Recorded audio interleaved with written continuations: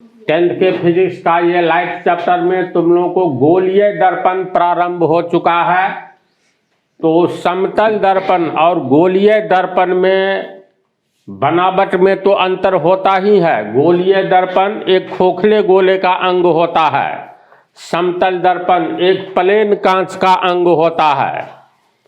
ये अंतर है और इसी अंतर के कारण प्रकाश की किरणों का परावर्तन अलग अलग ढंग से होता है। अलग अलग ढंग से कहने का अर्थ ये परावर्तन का नियम वही रहता है, लेकिन सतह जिस ढंग का होता है।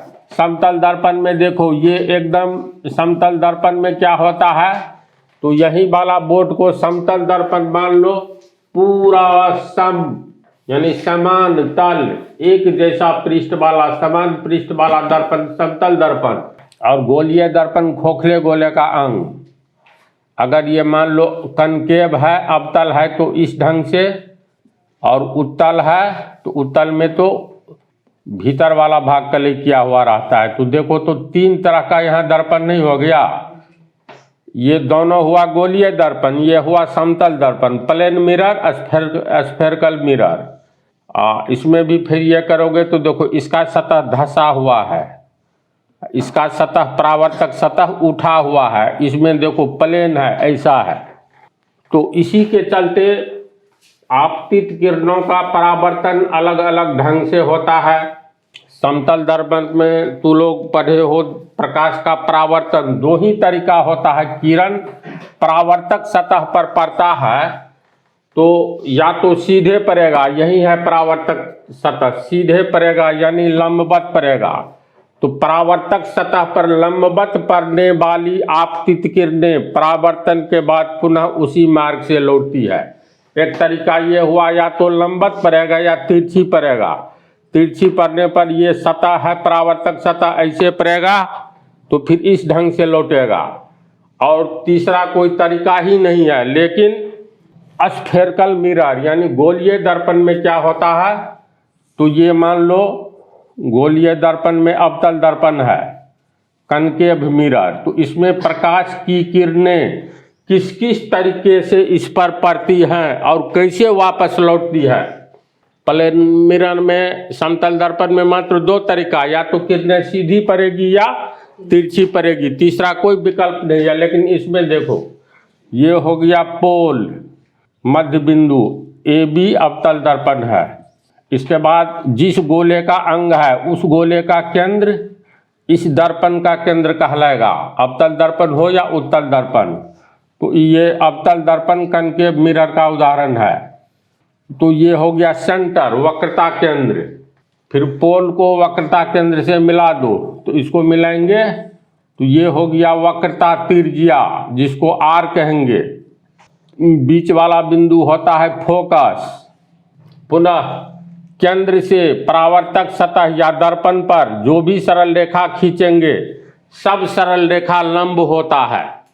ये पिछले पाठ में बतला दिए थे। तो पिछली बातों का संबंध आने वाली बातों से रहता है। तो ये याद रखना, गोलीय दर्पण में अवतल दर्पण हो या उत्तल दर्पण हो, केंद्र से दर्पण पर जो भी रेखा खींचेंगे सब लंब होगा।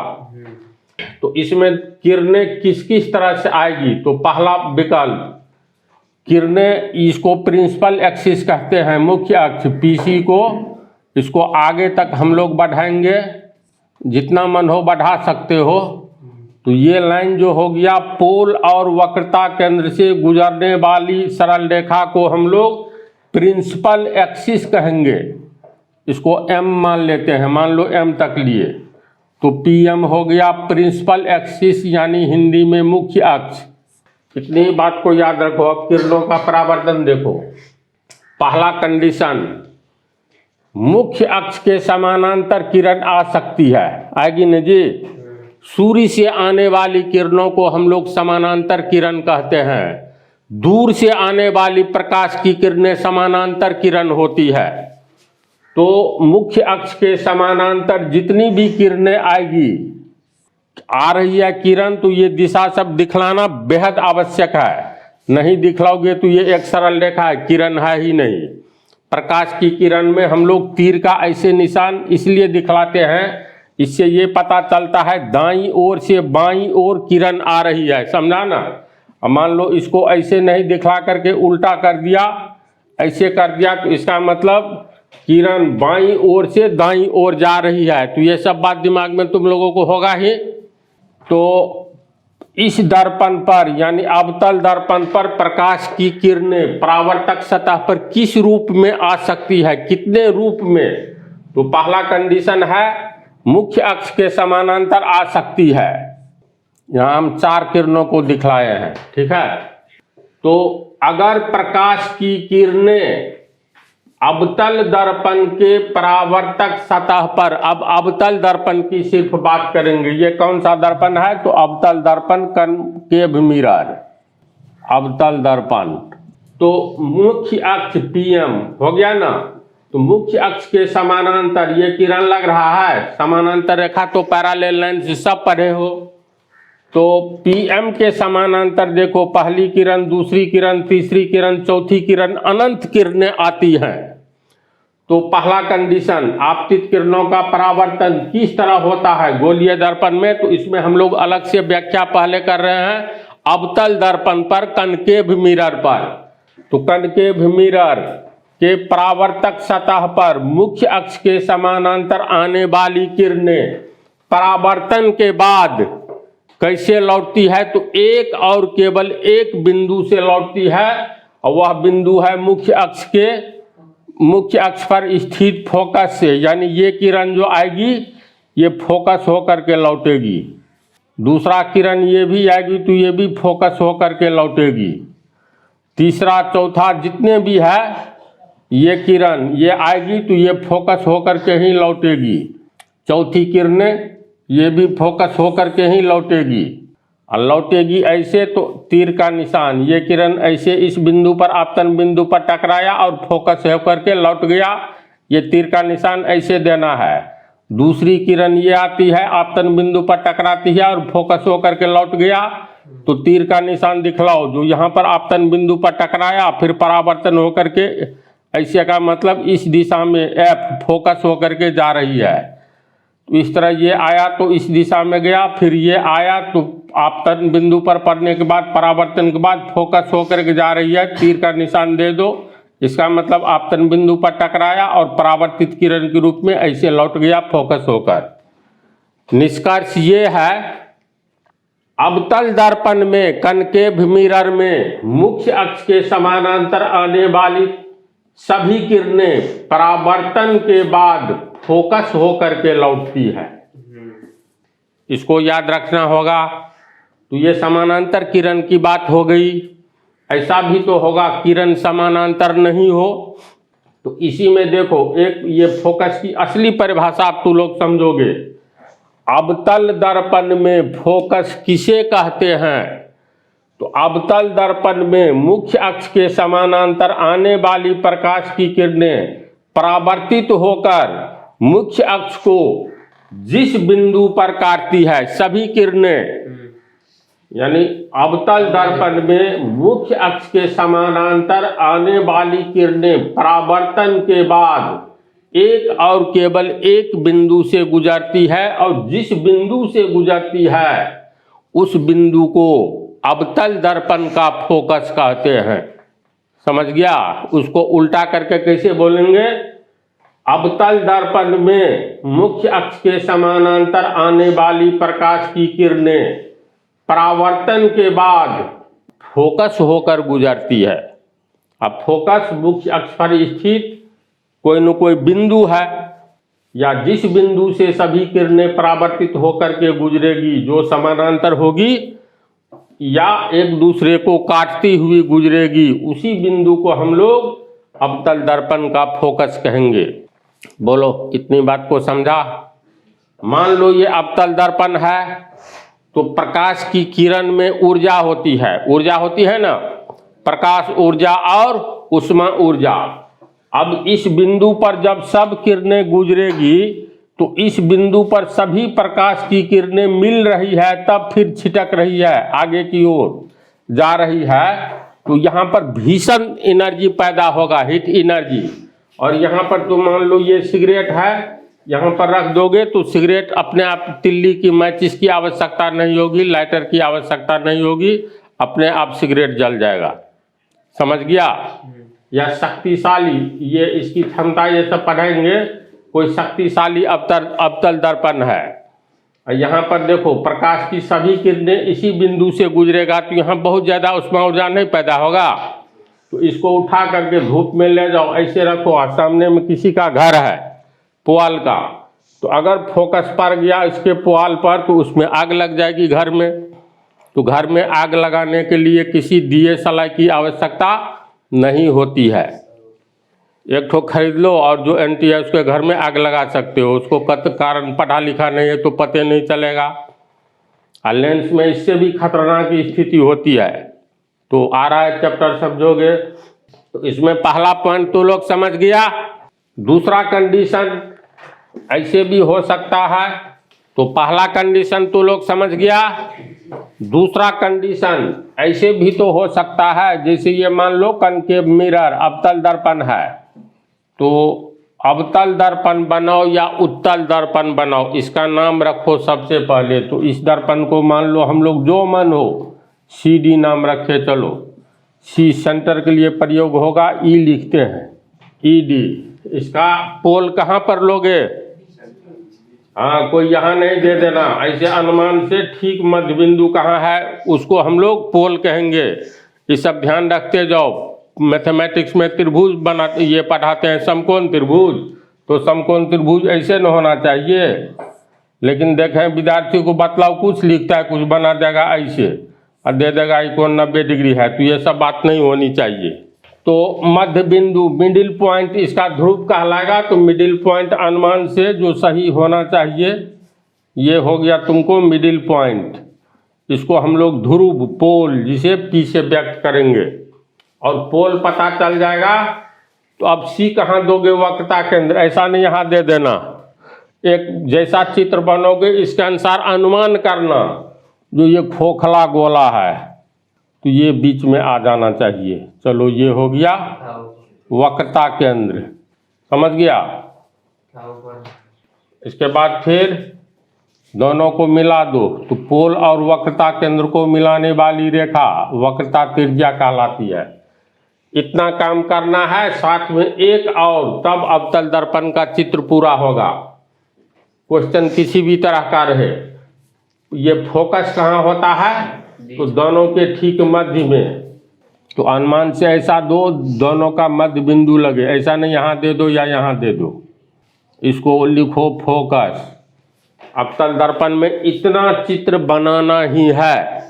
अब PC तो वक्रता त्रिज्या हो ही गया। चलो इसको आगे की ओर बढ़ा देते हैं और कहीं पर लिख देते हैं लास्ट में MN, जो मन हो M लिख दिए। तो PM क्या हो गया? प्रिंसिपल एक्सिस, मुख्य अक्ष। PM हो गया तुमको प्रिंसिपल एक्सिस, मुख्य अक्ष। तो इस तरह सब कुछ इसमें आ गया। इस दर्पण का ध्रुव कहाँ है? तो P ध्रुव हुआ। फोकस कहाँ है? तो ये F हुआ।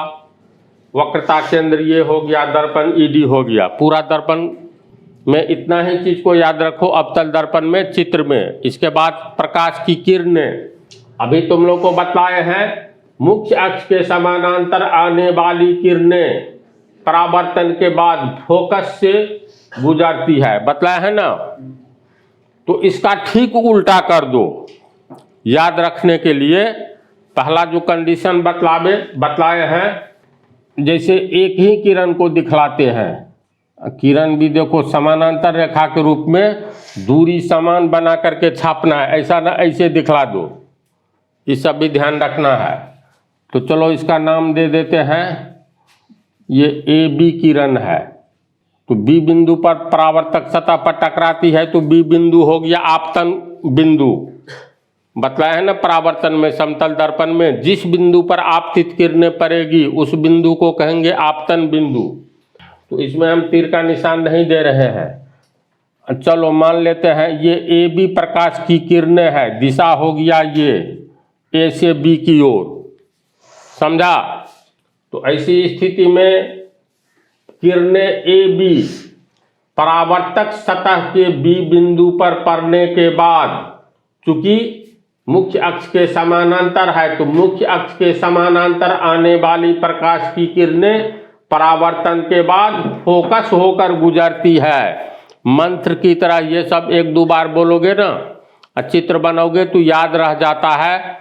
ये कविता जैसे नहीं रटना है, या इंग्लिश वर्ड मीनिंग जैसे BOOK बुक, BOOK बुक, इतना याद रखो। कुछ पॉइंट सब जो अवतल दर्पण में मुख्य अक्ष के समानांतर आने वाली किरणें कैसे परावर्तित होती है, तो फोकस होकर परावर्तित होती है, तो ये फोकस होकर के परावर्तित होगी। इसके बाद इस दिशा में जा रही है तो तीर का निशान यहाँ दिखलाओ या यहाँ दिखलाओ, कहीं दिखलाना होगा तो चलो यहीं दिखलाते हैं। इस पर चर्चा हो चुकी है। अब बात को उल्टी कर दो। मान लो हम लोग यहीं पर टॉर्च जलाए, या प्रकाश की किरणें टॉर्च से, बल्ब से, मरकरी से या सूर्य से जैसी आती हो, ऐसा भी तो हो सकता है फोकस होकर के ही कोई किरण आवे। तो फोकस होकर आने वाली प्रकाश की किरणें ये ऐसे दिशा दिखला दिए, इसका मतलब ये किरणें कहाँ से आ रही है, फोकस होकर के। परावर्तन के बाद कहाँ जाएगी, तो ठीक उल्टा कर दो, ये परावर्तन के बाद मुख्य अक्ष के समानांतर हो जाएगी। बात को समझा? अगर मुख्य अक्ष के समानांतर किरणें आती है तो परावर्तन के बाद फोकस होकर जाएगी। ठीक उल्टा, फोकस होकर के आने वाली किरणें अवतल दर्पण में परावर्तन के बाद मुख्य अक्ष के समानांतर हो जाएगी। उल्टी बात हुई। तो अब जितना भी किरण हम लोग मान लो फोकस होकर के दिखलाते हैं, ये किरणें आ रही हैं फोकस होकर, तो परावर्तन के बाद मुख्य अक्ष के समानांतर हो जाएगी, तो ये मुख्य अक्ष के समानांतर हो जाएगी। समझ रहा है चित्र को? तो दूसरा पॉइंट दिमाग में रह गया, बोलो। सबको हम लिखेंगे, बजाते चित्र बना देंगे, अभी समझते चलो। तीसरा कंडीशन देखो क्या क्या हो, किरण कैसे कैसे आ सकती है, अपना भी ब्रेन लगाओ। मुख्य अक्ष के समानांतर हो गया, फोकस हो करके ये भी हो ही गया। अब तीसरा, इस सब बिंदु के बारे में सोचो। ऐसा भी तो हो सकता है प्रकाश की किरणें ऐसे आवे, यानी प्रकाश की किरणें सीधे आवे, पोल पर पड़े, टकरा सकता है ना, तब ये कैसे लौटेगा? तो याद करो, CP अवतल दर्पण के सतह पर लंब है। केंद्र से अवतल दर्पण के परावर्तक सतह पर कहीं भी सरल रेखा खींचोगे तो सब लंबे न होगा। अब ये हो गया आपतित किरण, आपतित किरण, इंसिडेंट रे। ये कोण मान लो 15 डिग्री है, ये हो गया आपतित किरण। ये CP अभिलंब हो गया दर्पण के सतह पर। तो परावर्तन का नियम क्या है? परावर्तन का नियम है आपतित किरण अभिलंब के साथ जो कोण बनाती है, जैसे यहाँ मान लिए 15 डिग्री बनाती है, तो परावर्तित किरण भी अभिलंब के साथ 15 डिग्री का कोण बना करके वापस लौटेगी, तब ना आपतन कोण ना परावर्तन कोण बराबर होगा, ऐसे लौटेगी। जरूरी है पोले पे लाइट पड़ेगा, इंसिडेंस पे पॉइंट भी। इस दर्पण को रख दो और तू टॉर्च जलाओ तो, या दर्पण को सूर्य के सामने की ओर घुमाओ तो एक किरण ऐसे आ रही है, तो ये आती हुई किरण सीधे पोल पर पड़ेगी, पड़ेगी न जी।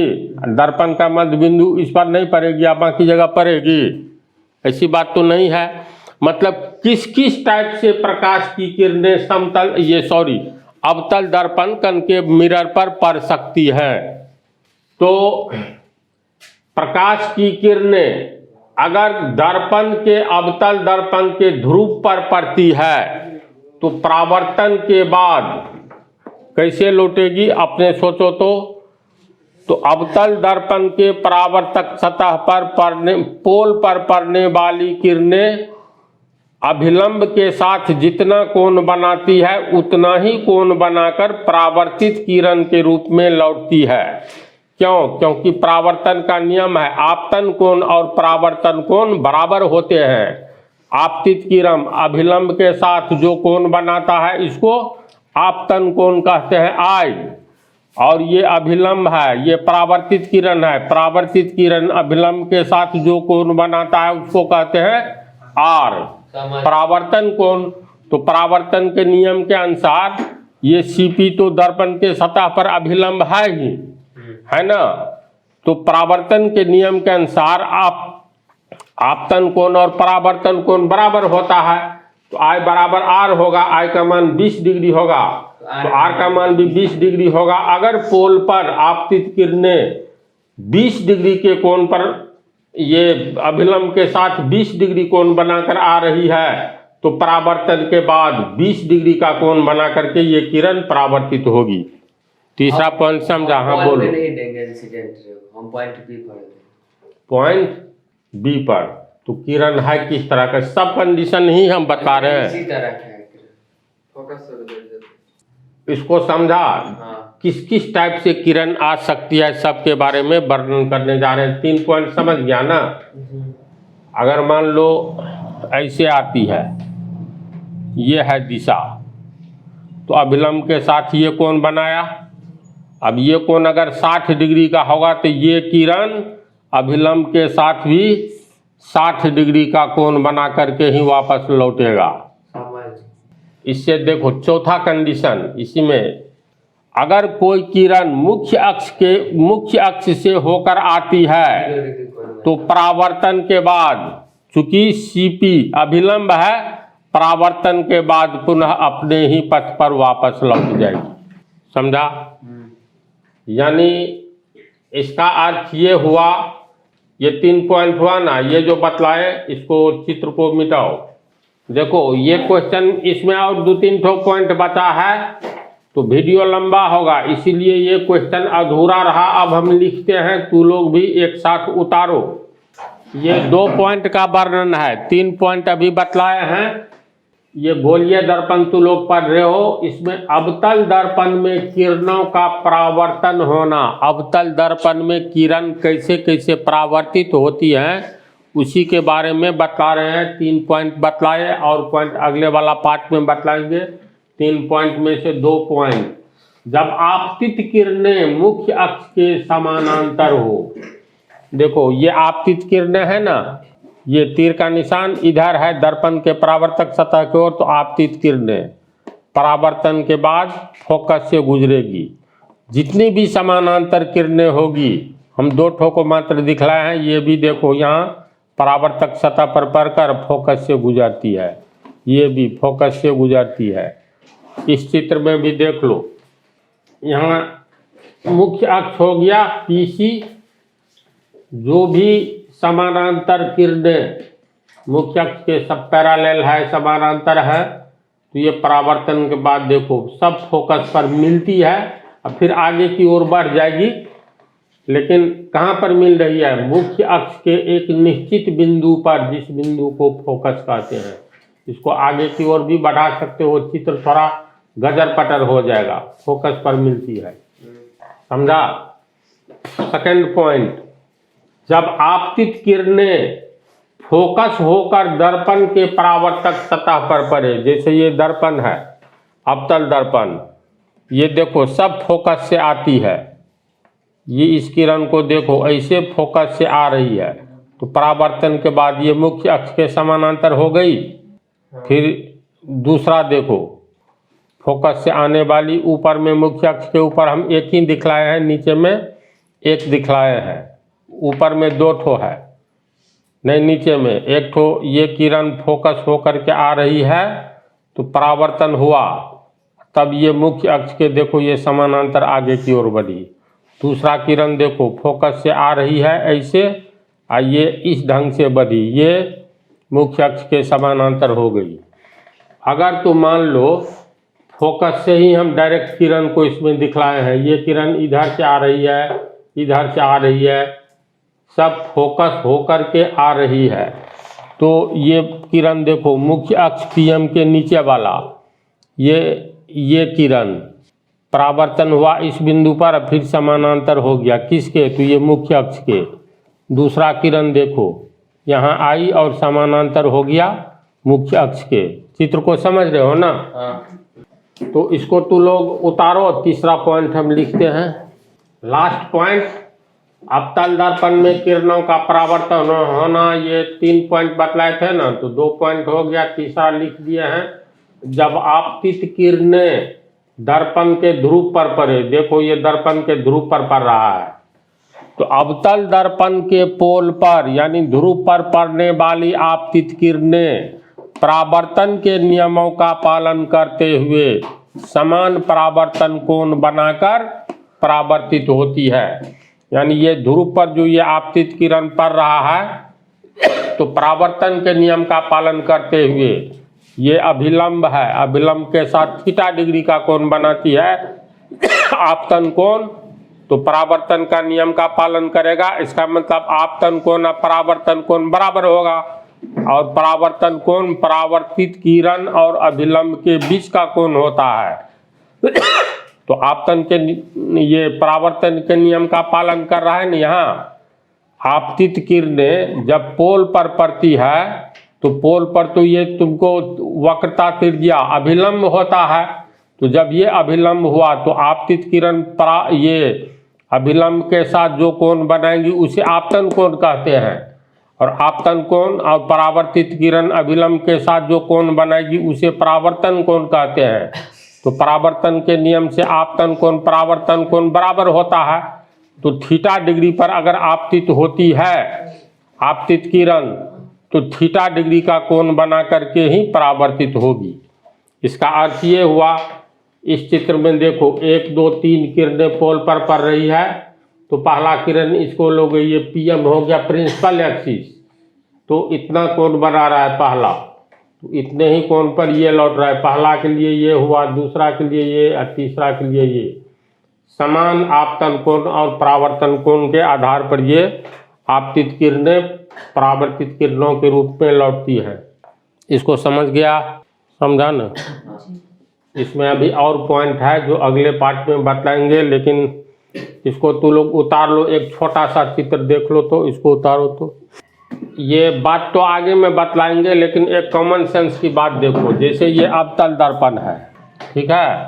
अब अवतल दर्पण को तू करो क्या, एक इस सिस्टम में, जैसे ये मान लो प्लास्टिक का है कि लकड़ी का है, ऐसे सेटिंग कर दो। ये भीतर में यहाँ पर ये एक बल्ब लगा हुआ है, यहाँ पर बल्ब लगा दो। अब बल्ब अपना तार से भीतर में जुटा रहता है, तो इससे प्रकाश की किरणें निकलेगी ना, तो ये प्रकाश का स्रोत हो गया जलता हुआ बल्ब। इससे देखो ऐसे किरणें निकलेगी। इसका मध्य बिंदु तो पोल हो गया, इसको आगे की ओर बढ़ाओगे तो ये मुख्य अक्ष हो गया। मान लो यहाँ पर वक्रता केंद्र है, इसके बाद वक्रता केंद्र, ये हो गया फोकस, तो यहाँ पर मान लो वक्रता केंद्र है।